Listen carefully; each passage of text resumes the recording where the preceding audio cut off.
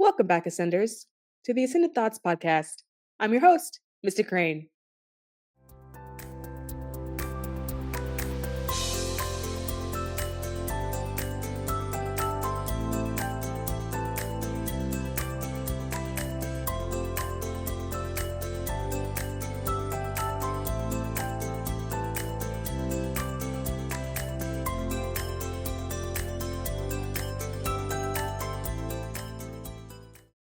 We are facing a huge issue.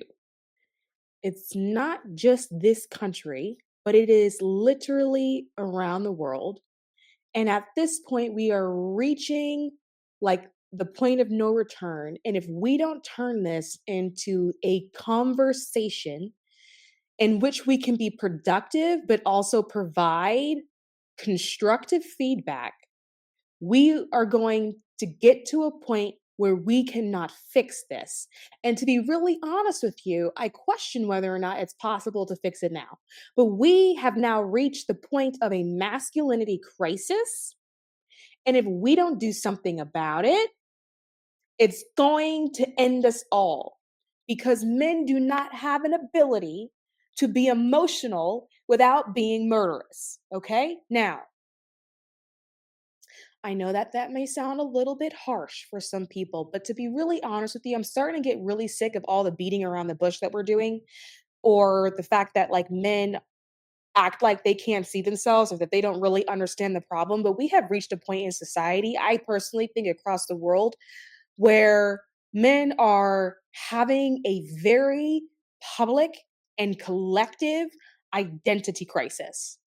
And because of social media, it's literally everywhere. You have men on the internet running their mouth, showing that they need to be locked up in a psych ward. And the only thing that is happening is that it is showing that they have lost their sense of identity.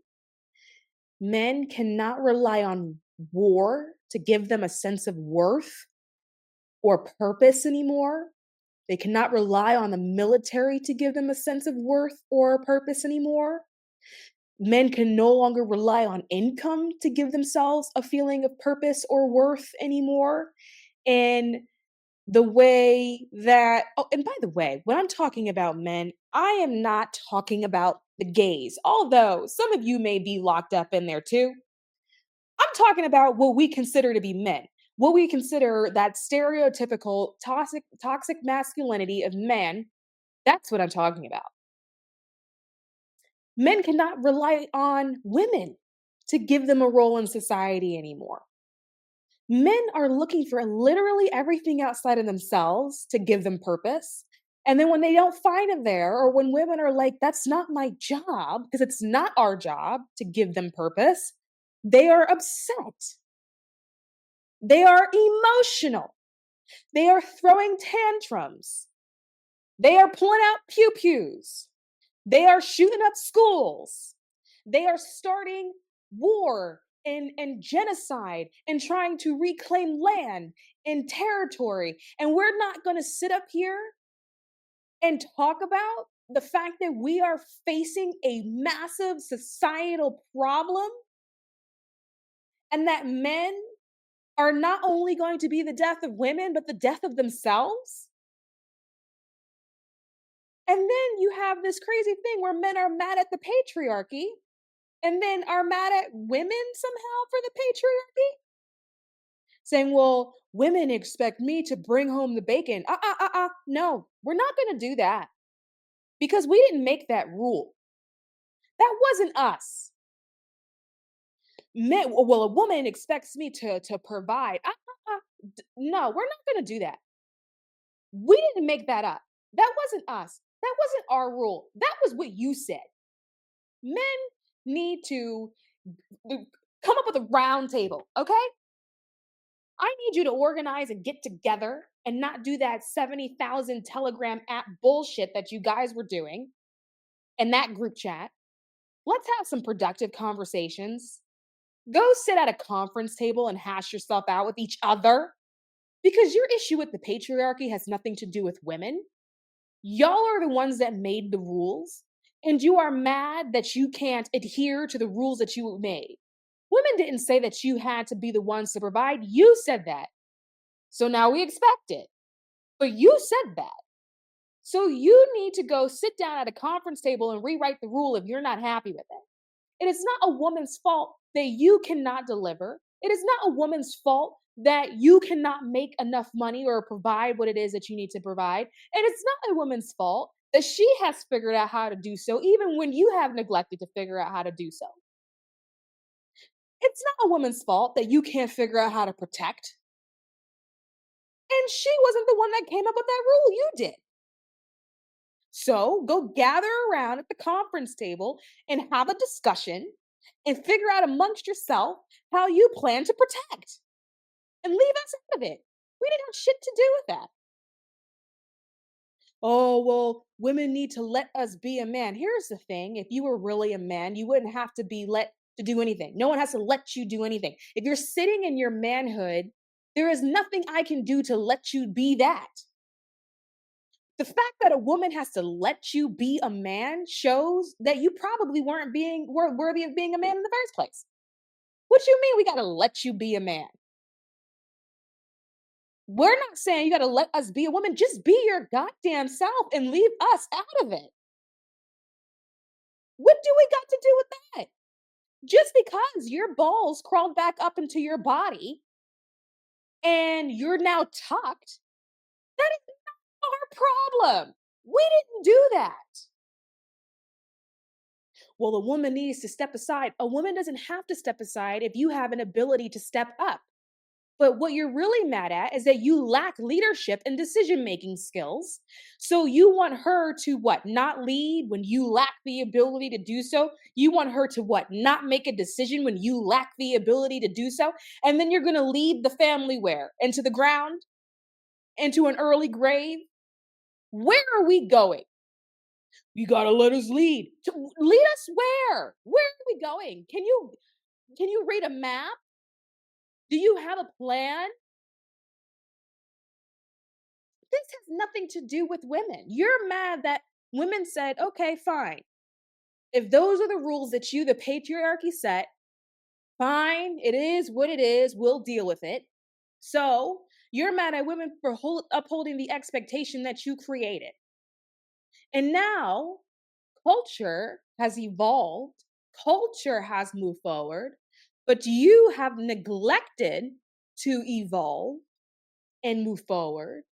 And now you're standing there feeling like you got left behind when you didn't get left behind, you dragged your feet.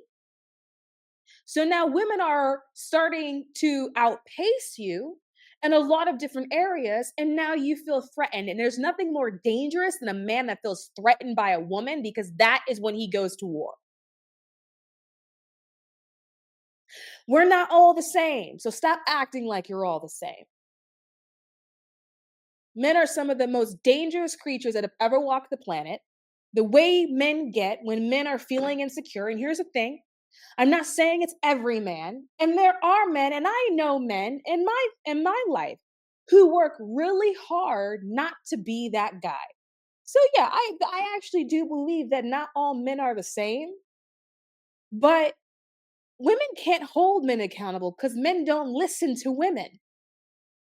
So for the men that say that you're not the same, if you want to see change and reform, it is your responsibility as part of the patriarchy to contribute to that conversation and help lead these men who are stuck out of the gutter that they have managed to claw their way into.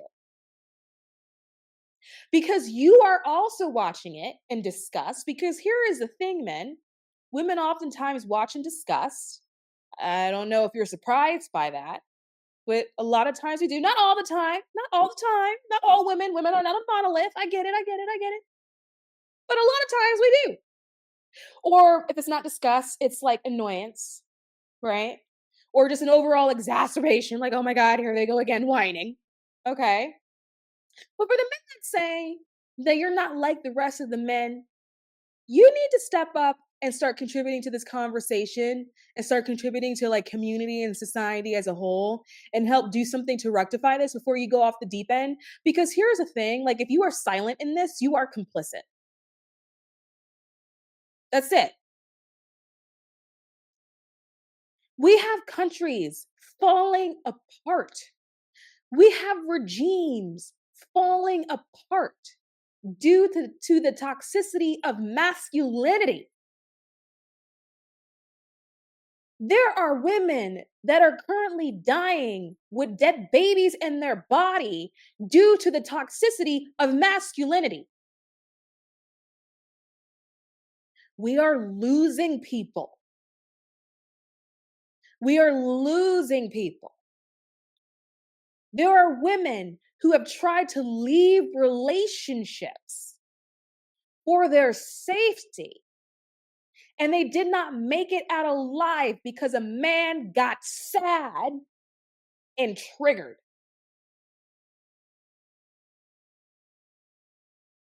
But men want women to be sympathetic to them.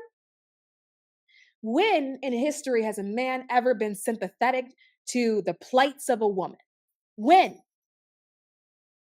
But women are expected to be sympathetic to men. Women are expected to understand the man.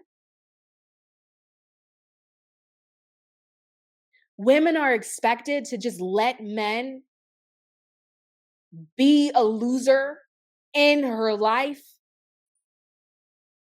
cause havoc and chaos in her life. She's supposed to be okay with that. She's supposed to be okay with men creating children, being a part of the process, and then abandoning little ones and abandoning the family. She's supposed to understand. Men say, well, women aren't listening. Women don't really get us. Well, when has a man ever listened to a woman? Do you understand that we can't pump gas at night? But you're trying to make a woman out to be a bad guy? We're not the monsters. The issue is men are now having all of these moments due to social media where they're now looking in the mirror and are now recognizing that they are the monster. And that's a hard pill to swallow. And instead of swallowing the pill, men are lashing out beyond belief, blaming everything other than themselves, blaming women, blaming the system, a system of which was created by them. Women did not create the system. And it is everybody else's fault. Instead of looking at yourself and asking yourself, how am I contributing to this societal problem? People are talking about, well, the birth rates are declining. Women don't want to have children. Do you see yourself in the mirror? Is it really that much of a shock that a woman does not want to procreate or share her genes with you? Is it really, oh, men are like, well, I can't get a date. It's so hard to date. Dating apps are the worst because women never swipe. You're really shocked by that? You're holding a fish, sir. You're really shocked by that? You're really shocked that you're not the creme de la creme, that you're not the cream of the crop? That a woman may not want to hedge her evolutionary bets on you? Is that really so shocking? Are you really that delusional? Have you really avoided a mirror for that long that you cannot see yourself?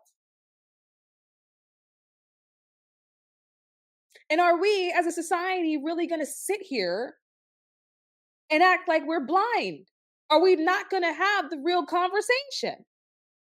Because if we can't have this real conversation, if we can't have real talk about the state of society and culture and where we're at, there's never going to be a point in history where this gets better. If men feel like there is a decline, it will be on the steady decline until we're wiped out. There is not going to be a point in history where this reverses itself unless we find a way to fix it. And that requires that men look at themselves in the mirror and realize that you've all contributed to it. And if you are one of those good men, but you are silent, then you are complicit.